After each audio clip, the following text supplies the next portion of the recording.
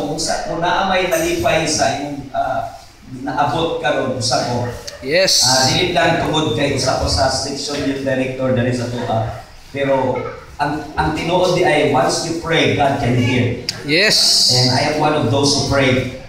And you are a testimony sa akong pag-ampo that truly God is an answering God. So, salamat na we are blessed na before kani abot ana una gis tanan is nakaila kas Ginoo. Yes. Pinaka-greatest foundation sa ato ang kinabuhi. Ingon nila di ba sa John 15:7 that without God we are nothing. So sabi nga ingon niya everything minus Jesus equals nothing. But nothing plus Jesus equals everything. So when you have Jesus in your heart, everything will be alright. Everything will be fine because I believe that God is going to display His power. I know, I know yun. Murag artista ko ba? I ko kaya ko umartin in this So, anyway, it's my testimony yun na ang Ginoo yun mutubagin sa mga pag-ampo. So, Padayon, you have a long way to kuan pa experience sa imong kinabuhi pero ayon kalimti nga ang Ginoo unahon gyud. Kay ingon ang Bible sa Jeremiah man siguro na let not the wise man boast of his wisdom, nor the strong man boast of his strength, nor the rich man boast of his richness, but those who boast like this, that he knew me. So kung ay pasikatin, anong musikat ka o ikaw tungod kay mas musikat ang Ginoo sa imong kinabuhi. Yes. So sa imong journey, ibutang sa imong heart at sa imong mind, pasikatin si Lord. Yes. Kaya once musikat si Lord, ingon diya, if my name will be lifted high, if my name will be lifted up, I will bring all men. So that's your job, is to glorify Jesus. So thank you. God is truly an answering God.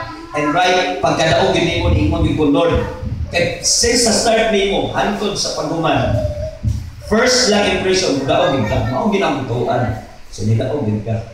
Kaya ang faith nato sa Ginoo. Faith honors God, and God honors our faith. When God responds, He does not respond to your needs. He responded to your faith. Yes. So it's faith that you have that will grow. So daghan mi na nagpaluyo sa mga pag-ampo. Daghan mi na nagpaluyo. Ako mismo, just count me in. Ako. One day kinangay ko number ni kuan sa imuha, pero di man gid basta yatag. Kay gusto ko ako mismo maka-minister ko nimo kay kabalo na siya. Ako na lang isend sa iya para isend sa imuha. I-charge na ako. That is my ministry, man. I always sending encouraging verse from the Bible. So, I hope na daghan pa ka mapanalanginan. So, keep on your faith, hold that faith, because that faith can touch the heart of God.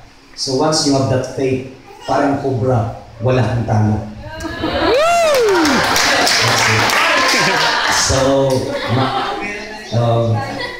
So count me in as I am Pastor Robert. So just count me in. I'm always there to pray for every time I look at this DVD, sa sinihan or sa DVD. Pirated. Pirated. Gaampo ko sa inyo.